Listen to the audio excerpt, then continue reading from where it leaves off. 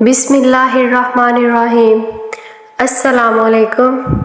حضرت جبرائیل علیہ السلام اللہ تعالیٰ کے معزز ترین فرشتوں میں سے ہیں۔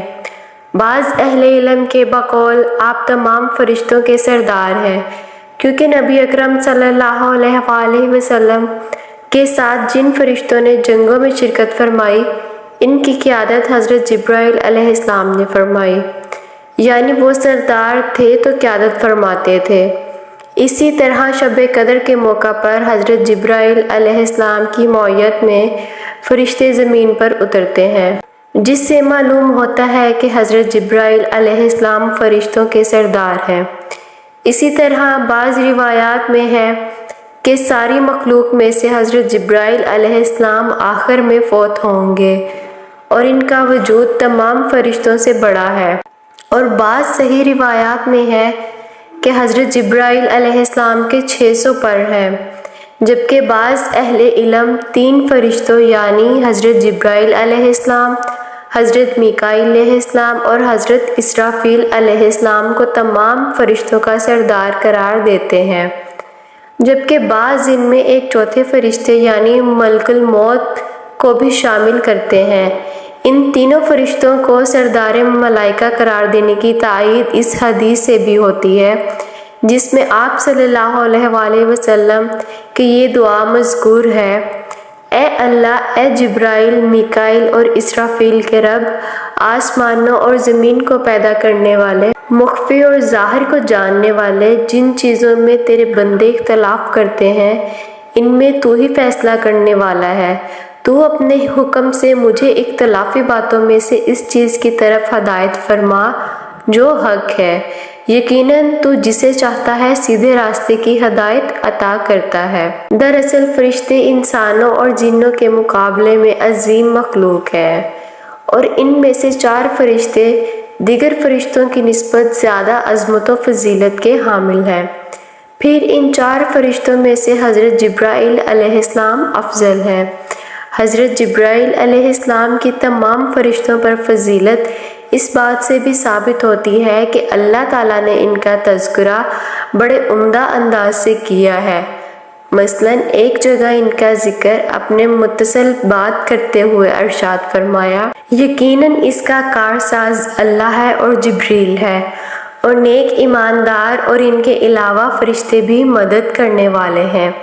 اور ایک جگہ ان کی امانت و اطاعت اور قوت و شوکت کو اس طرح بیان کیا گیا ہے: یقیناً یہ ایک بزرگ رسول کا کہا ہوا ہے جو قوت والا ہے، عرش والے یعنی اللہ کے نزدیک بلند مرتبہ ہے، جس کی آسمانوں میں اطاعت کی جاتی ہے اور وہ امین ہے۔ حضرت جبرائیل علیہ السلام کو روح بھی کہا گیا ہے، جیسا کہ قرآن مجید میں ہے، اور بے شک یہ قرآن رب العالمین کا نازل فرمایا ہوا ہے، اسے امانت دار فرشتے لے کر آیا ہے، آپ کے دل پر یہ اترا ہے تاکہ آپ آگاہ کر دینے والوں میں سے بن جائیں۔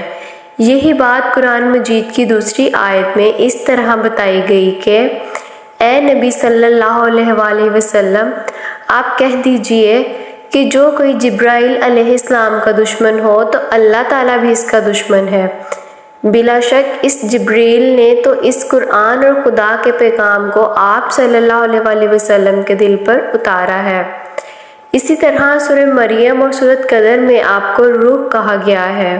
حضرت جبرائیل علیہ السلام کو بنیادی طور پر انبیاء کے پاس اللہ تعالیٰ کا پیغام وحی پہنچانے پر مامور کیا گیا، اور آپ علیہ السلام ہر نبی پر اللہ کی طرف سے پیغام لے کر آیا کرتے تھے، جیسا کہ آیت سے معلوم ہوتا ہے۔ اسی طرح بعض احادیث میں بھی صراحت کے ساتھ حضرت جبریل علیہ السلام کی یہ ذمہ داری بیان کی گئی ہے۔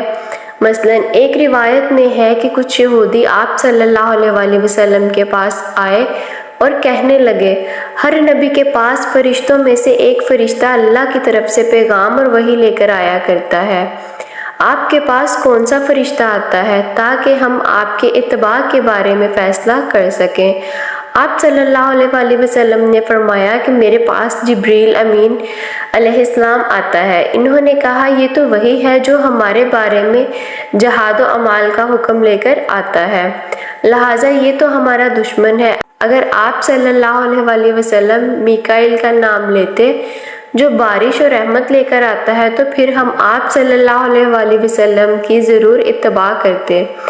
اس پر اللہ تعالیٰ نے یہ آیت نازل فرمائی، اے نبی صلی اللہ علیہ وآلہ وسلم کہ آپ کہہ دیجئے کہ جو کوئی جبریل علیہ السلام کا دشمن ہو تو اللہ تعالیٰ بھی اس کا دشمن ہے۔ بلا شک اس جبریل نے تو اس قرآن اور خدا کے پیغام کو آپ صلی اللہ علیہ وآلہ وسلم کے دل پر اتارا ہے۔ ایک روایت میں ہے کہ ان یہودیوں نے کہا، جبریل علیہ السلام تو وہ فرشتہ ہے جو جہاد و غمال اور عذاب کا حکم لے کر آتا ہے، لہٰذا یہ تو ہمارا دشمن ہے۔ البتہ اگر آپ میکائیل علیہ السلام کا نام لیتے جو رحمت، نباتات اور بارش لے کر آتا ہے تو پھر ٹھیک تھا۔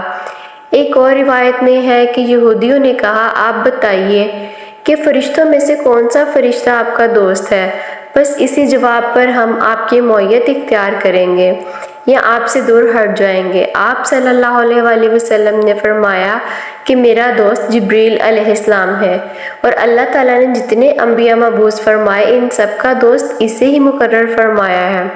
اس پر یہودی کہنے لگے کہ پھر تو ہم آپ سے دور ہٹ جائیں گے، اور اگر آپ کا دوست کوئی اور فرشتہ ہوتا تو ہم ضرور آپ کی تابع داری اختیار کر لیتے اور آپ صلی اللہ علیہ وآلہ وسلم کی تصدیق کرتے۔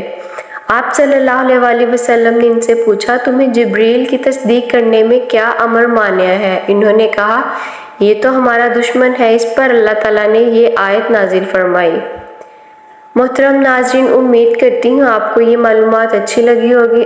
ویڈیو اچھی لگے تو اس کو لائک کر دیں اور چینل کو سبسکرائب کر لیں تاکہ میں آپ کے لیے ایسی اچھی اسلامی معلومات لاتی رہوں۔